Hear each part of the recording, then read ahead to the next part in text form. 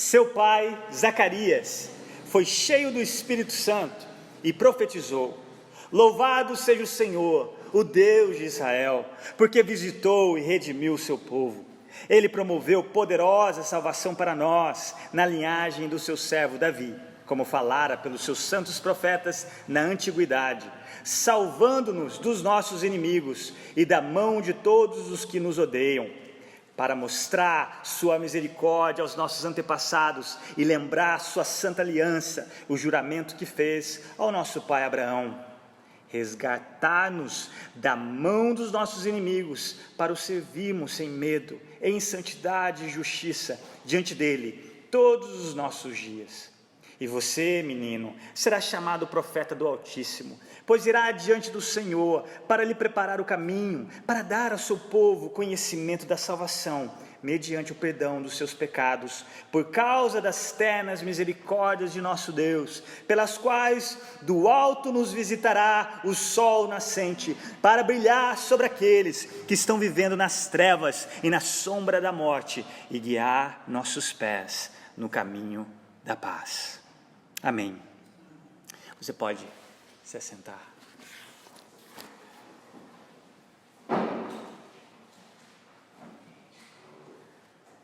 Meus irmãos, hoje à noite nós vamos fazer uma pausa na série de exposições no livro de Neemias.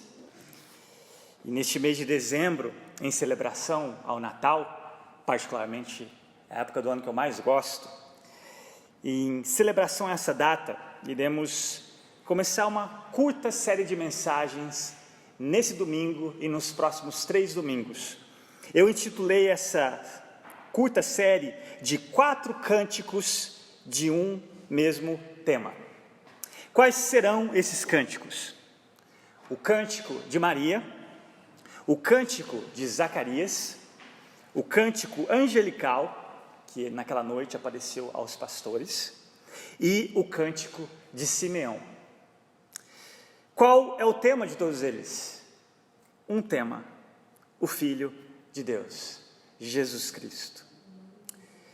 Hoje à noite veremos, nós não vamos seguir a ordem cronológica deles, porque o primeiro vem o de Maria. Hoje à noite nós vamos ver o de Zacarias. Por que nós não vamos seguir essa ordem cronológica? Por causa da ocasião de hoje à noite. É uma ocasião de ação de graças. E esse canto de Zacarias é exatamente com esse tema: ações de graças ao Senhor. Antes de nós entrarmos nesses versos que eu li, nós precisamos ver o contexto onde ele cantou, ou melhor dizer, profetizou essas palavras. Meus irmãos, nos primeiros 4 versículos desse mesmo capítulo de Lucas, nós temos como se fosse uma introdução do Evangelho, ou, por assim dizer, um prefácio, nos 4 primeiros versículos. Depois, dentro desse mesmo capítulo, Lucas vai nos apresentar ou narrar a história desse homem, Zacarias. Zacarias, ele era casado com Isabel, e ambos eram sacerdotes da linhagem de Arão. Lucas vai nos informar que ambos também eram idosos, e Isabel estéril. E é interessante, porque Lucas também vai nos dizer que eles eram tementes a Deus. Não só tinha uma linhagem nobre de Arão, mas Lucas vai dizer que eles obedeciam de modo irrepreensível a todos os mandamentos. Então eles tinham uma linhagem nobre, eles obedeciam e temiam a Deus. Mas olha o detalhe: porém eles não tinham filhos. Aqui eu acho que seria oportuno nós dizermos que, independente da sua família, ou independente da sua obediência à palavra de Deus, nem sempre você vai ter o que gostaria. E aqui nós vemos que ambos, independente da linhagem, eles temiam, amavam a Deus, mesmo não tendo aquilo que eles mais almejavam, que era serem pais, porque Isabel era estéril. Mas certo dia, enquanto Zacarias servia o seu turno como sacerdote, que é interessante, um detalhe, que por sorteio, a Bíblia diz em Provérbios que até o resultado de um dado que você pega e joga, é Deus quem determina. Durante o sorteio, caiu em quem? Zacarias. E ele teria que fazer a sua função de sacerdote, oferecer ali no templo no santuário do Senhor o incenso, enquanto o povo do lado de fora orava. Zacarias, quando ele foi fazer a sua obrigação sacerdotal, ele tem uma visão angelical. Sem dúvidas. Primeiro, ele não esperaria que iria cair para ele fazer aquilo. Segundo, que naquele dia ele teria uma visão angelical. E terceiro, jamais ele ia esperar o que o anjo tinha para dizer. E o que o anjo disse? Zacarias, a sua oração foi ouvida. Isabel vai ser mãe. E Zacarias, como um pecador, como eu e você, ele duvida. Ele, como assim? Isabel já está em idade avançada, estéril também. E sabe o que o anjo fez? Eu falei, pois é, Zacarias, você não está falando com qualquer pessoa. Eu sou o Gabriel. E eu não trouxe palavra de qualquer pessoa, eu trouxe a palavra de Deus. E por você ter duvidado da palavra de Deus, eu vou puni-lo. E sabe como Deus puniu Zacarias? Mudo. Você vai ficar mudo, Zacarias. E Zacarias ficou mudo durante 9 meses. E aqui, eu não gosto muito de fazer algo engraçado, mas eu achei engraçado. Porque Isabel agora se torna mãe. E não só espera um bebê, mas tem um marido mudo durante 9 meses da sua gestação. Que bênção dobrada! Imagina para Isabel que bênção dobrada, ser mãe milagrosamente e ter um marido mudo durante 9 meses. Agora vamos fechar esse parênteses, vamos deixar brincadeiras à parte e vamos ver o que acontece depois de longos 9 meses de silêncio. Uma coisa é você tentar ficar quieta, a outra é você não poder falar. E Zacarias não podia falar. Deus puniu, travou a língua dele. Mas depois de 9 meses, quando finalmente aquele bebê nasce, e aí os amigos, os parentes, vamos ver que nome que a gente vai pôr nessa criança, que isso era muito cultural, eles juntos definirem o nome da criança, e aí de repente Isabel vai dizer que era João Batista. E aí todo mundo se pergunta, mas como assim? Ninguém na sua linhagem tem João Batista? Vamos saber a opinião do pai. E ele pede uma tabuinha, e aí ele vai escrever, o nome dele será João. E naquele exato momento, a língua dele se solta, e é exatamente essas palavras que saem da boca daquele homem. E eu gostaria de dividir 4 partes que eu acredito que esse texto foi escrito, ou inspirado, melhor dizer. Eu vejo aqui 4 ações de graças. Primeiro, Zacarias, ele é grato pelo Messias, versos 68 ao 70. Segundo, Zacarias é grato pela libertação que o Messias traria, versos 71 ao 75. Terceiro, Zacarias é grato pelo papel que João Batista exerceria em preparar o caminho para o Messias. Apenas 2 versos, 76 e 77. E ele encerra com o 4º motivo de gratidão. Ele é grato pela salvação no Messias, versos 78 e 79. Então acompanhe comigo, versos 68 e o 70. Ele é grato pelo Messias. Mas antes de você checar comigo a leitura desses 2 versos, desses 2 versos 68 e 70, olha o 67. Seu pai, ou seja, se referindo ao menino, João Batista, seu pai, Zacarias, foi cheio do Espírito Santo e profetizou. Notem bem essa frase, foi cheio do Espírito Santo e profetizou. Meus irmãos, há quase 400 anos, havia um silêncio. Nós estamos vendo Neemias, ali, por assim dizer, as cortinas do Antigo Testamento estão fechando. Depois daqueles últimos profetas, quase 4 séculos de silêncio. E aqui nós vemos uma nova era de Deus cumprindo a profecia de que Ele iria derramar o seu Espírito Santo até mesmo sobre os idosos como Zacarias. E aqui ele está cheio do Espírito Santo e ele profetiza. Então não olhe esse verso 67 de maneira corriqueira, mas olhe o agir de Deus nessa nova era. E nós vamos ver depois com o nascimento da igreja em Atos 2, desse derramar, não só sobre os apóstolos, mas sobre toda língua. Então Então olha o verso 68. Louvado seja o Senhor, ou em outras versões, bendito seja o Senhor, o Deus de Israel, porque visitou e redimiu o seu povo. Ele promoveu poderosa salvação para nós, na linhagem do seu servo Davi. Verso 70, como falara pelos seus santos profetas na antiguidade. Zacarias abre aqui o Benedictus. Benedictus ou louvado ou bendito, é essa primeira palavra em latim, por isso que esse cântico é conhecido como Benedictus, ou seja, ele bendiz o Senhor, ele louva o Senhor. Como ou quais seriam as primeiras palavras, se você tivesse a chance de ficar 9 meses sem falar, e quando você finalmente pudesse falar, o que sairia da sua boca? Sairia bênção ou maldição? E aqui ele bendiz, e olha a razão pelo qual ele bendiz: redimiu ou resgatou. A palavra resgatar significa uma liberdade paga, ou seja, um preço que foi necessário por essa liberdade. Pode referir-se à libertação de um prisioneiro ou à libertação de um escravo.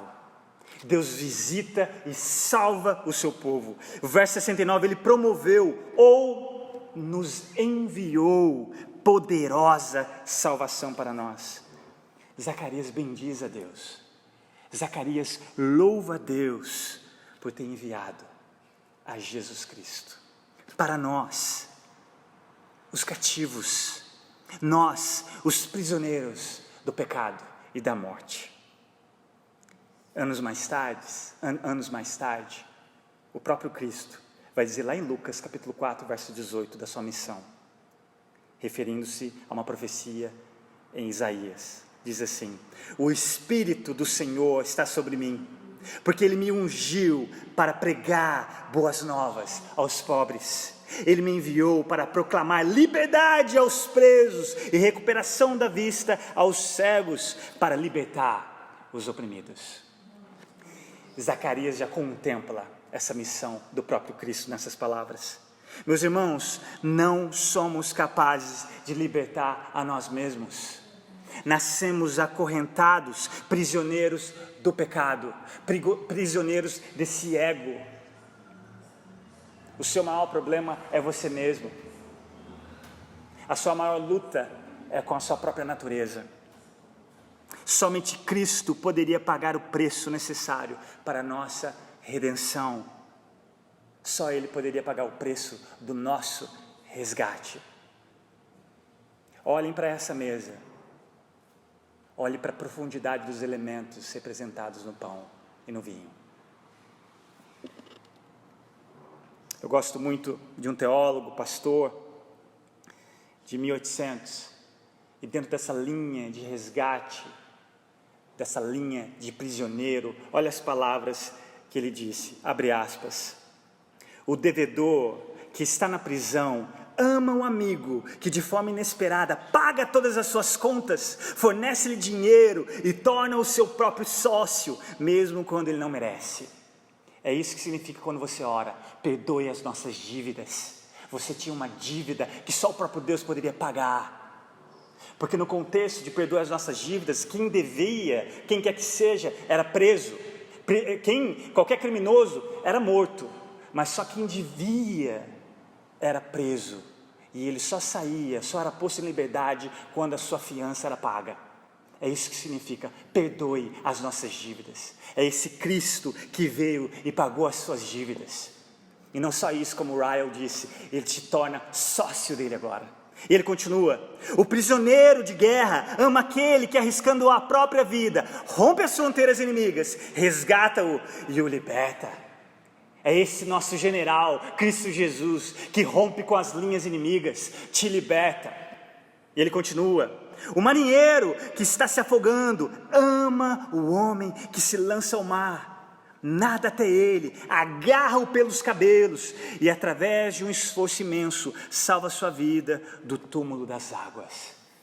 É esse Cristo Jesus que mergulha, se necessário for, para nos resgatar, mas também que nos convida, se Ele quiser, a andar sobre as águas para nós, desde que nós confiemos em Sua palavra.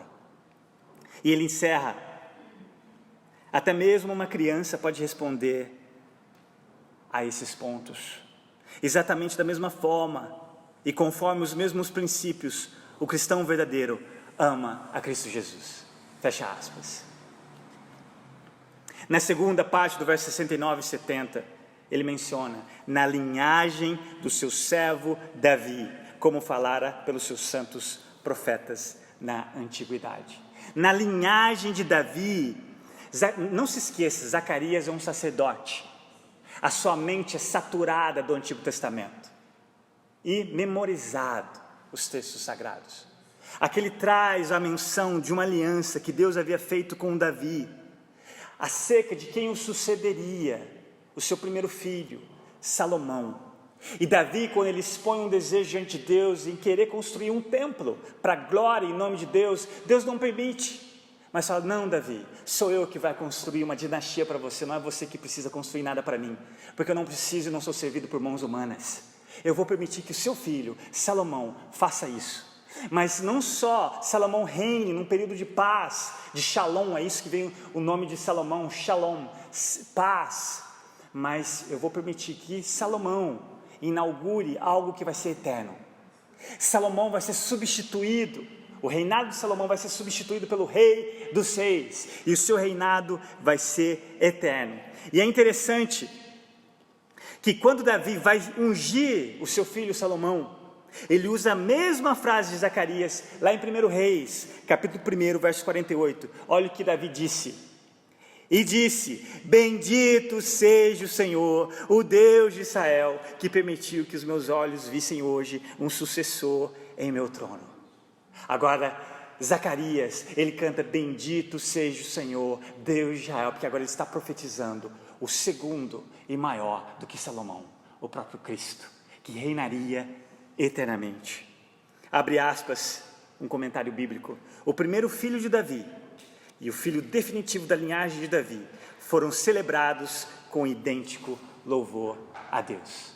Fecha aspas. E Zacarias continua bendizendo a Deus. E agora, segunda parte, pela libertação que o Senhor nos deu ao enviar o libertador.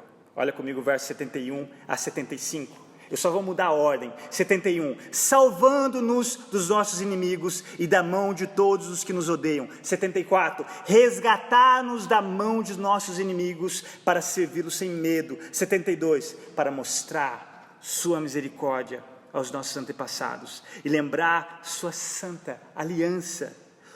73, o juramento que fez ao nosso pai Abraão. Eu quero destacar esse juramento que ele menciona aqui. Esse juramento ocorreu exatamente quando? De uma forma que eu diria inigualável, de fé em Deus, quando Abraão oferece o seu único filho. E quando ele está disposto a oferecer o seu único filho, porque ele creu que Deus, que cumpriu a promessa, poderia ressuscitar Isaac, porque Deus que cumpre a promessa não volta atrás com suas promessas, e é o que fez com que ele dissesse aos seus servos, nós vamos e voltaremos, depois de adorar o Senhor.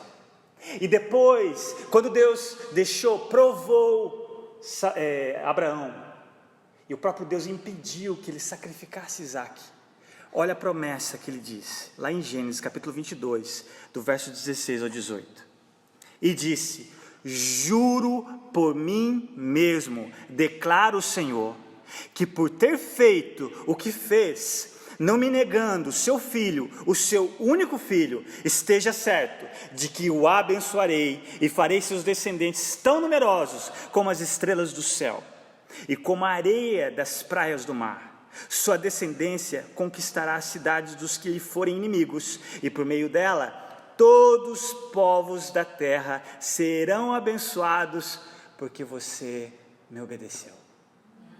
A obediência de apenas uma pessoa abençoou toda a humanidade. É por isso que Deus nunca está preso a números. É por isso que Deus nunca precisa de muitos. Apenas a obediência de uma pessoa. Da perspectiva inspirada aqui de Zacarias, o efeito desse grande juramento de Deus com Abraão conforme o cumprimento da vinda de Cristo Jesus, aquele cordeiro que substituiu Isaac, que mais tarde o próprio João Batista iria olhar para ele e dizer: eis o cordeiro de Deus que tira o pecado do mundo. E aqui nós vemos que essa ação de graças não seria só quanto à libertação dos inimigos, mas olha que graça maravilhosa, a capacitação de nós podemos agora, ele diz, servi-lo sem medo, em santidade e justiça diante dele todos os nossos dias. Versos 74 e 75. Como isso é possível? Pessoas tão fracas, pecadoras, incapazes, como eu e você. Como andar com esse Deus sem medo, em santidade, justiça todos os dias? Cristo Jesus. Graças a Cristo Jesus. Certamente, essa é a realidade.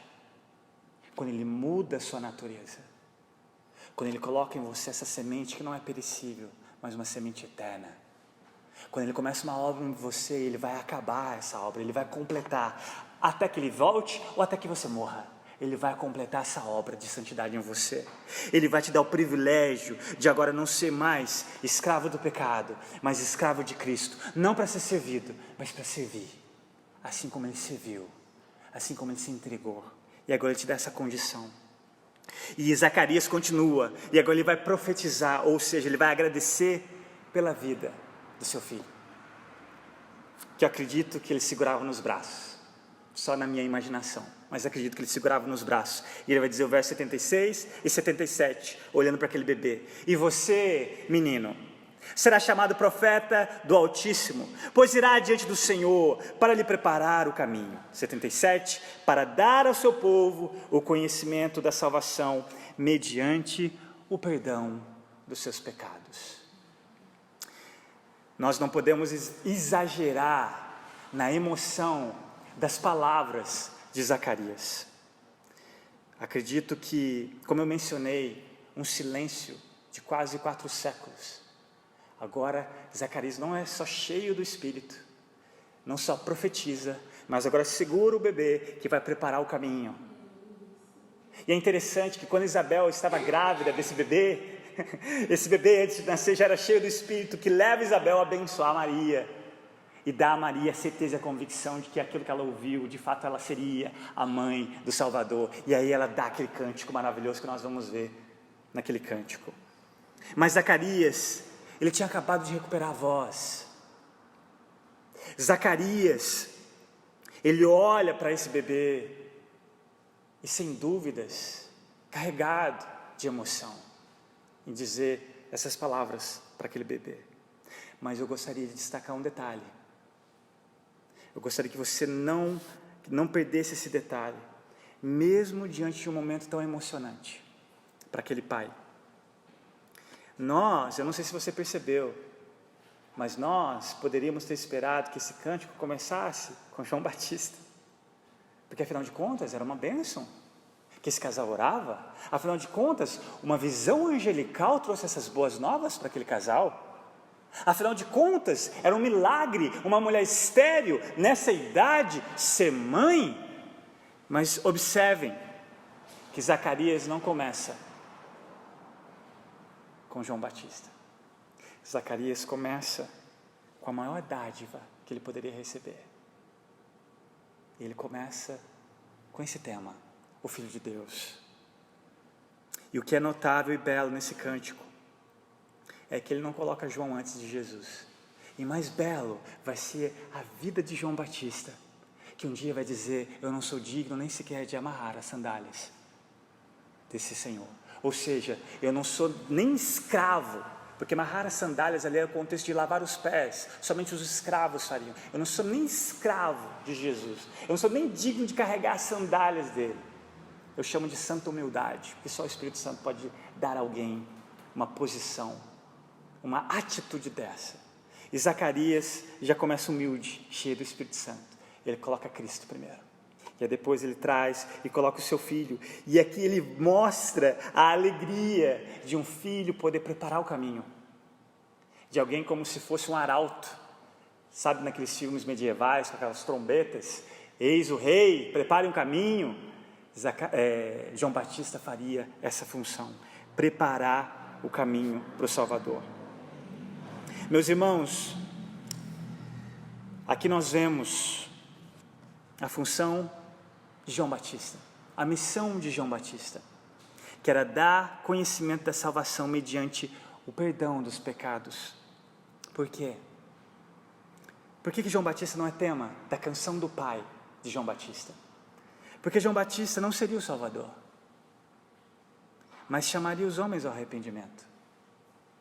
E lhes contaria acerca daquele que podia salvá-los.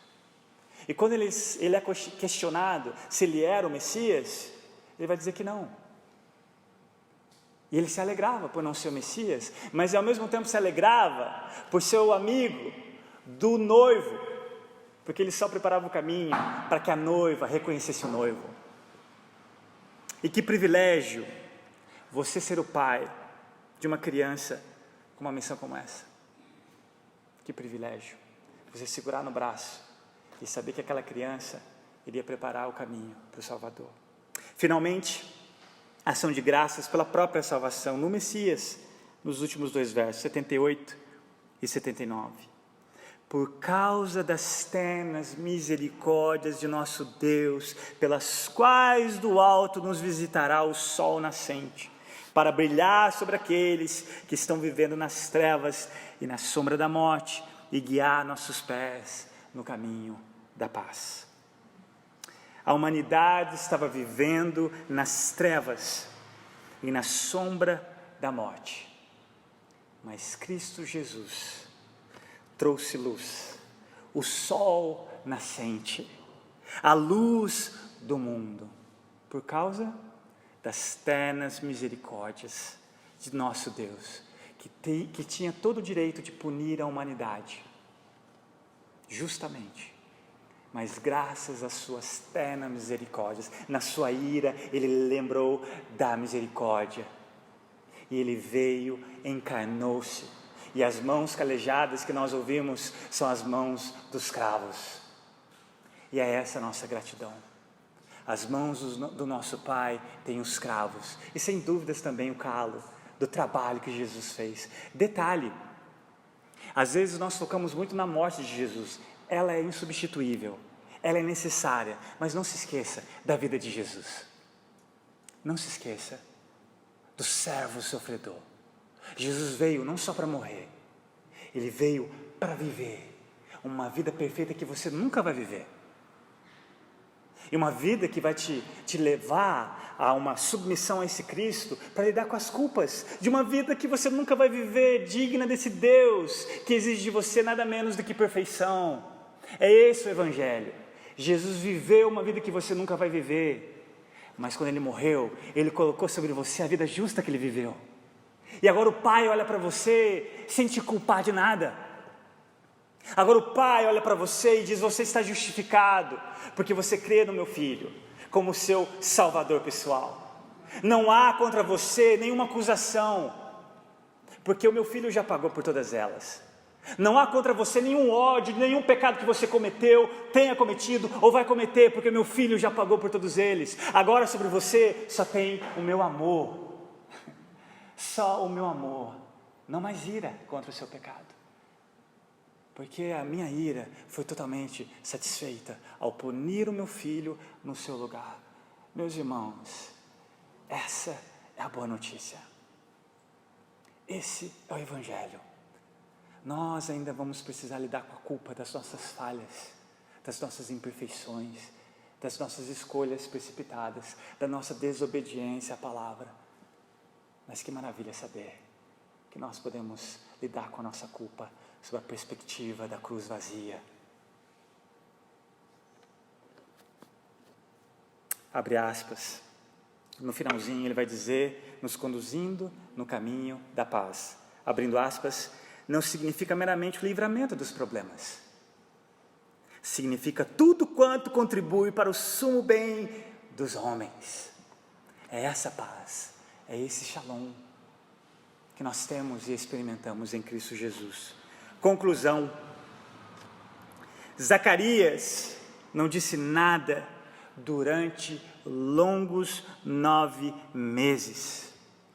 Segundo as pesquisas, as mulheres, eu vou começar com os homens, eles falam diariamente em torno de 15, no máximo a 18 mil palavras. As mulheres chegam a 35 mil palavras. Imagina Zacarias, durante 9 meses, impossibilitado de dizer uma palavra sequer. Mas quando ele abre a boca, quando Deus solta a língua dele, ele faz essa canção de louvor. Ele bendiz o Senhor. E como ele estava feliz por seu filho ter sido escolhido por Deus para preparar o caminho do Messias. João seria uma bênção como filho, mas nada se compararia à bênção do Filho de Deus dado a nós. Louvado ou bendito seja o Senhor, o Deus de Israel, porque visitou e redimiu o seu povo. E eu encerro com uma letra, com uma canção que expressa muito bem acerca da nossa atitude de ação de graças a esse Deus em favor da humanidade. Essa canção diz o seguinte: o que eu posso dar a um Deus que tem tudo? Como medir a grandeza que tens? O que dizer ao Deus que sustenta o universo em suas mãos? Como descrever a história que escreveste, se conheces o fim, antes que aconteça? E o que cantar ao Criador, se a nossa canção vem de ti?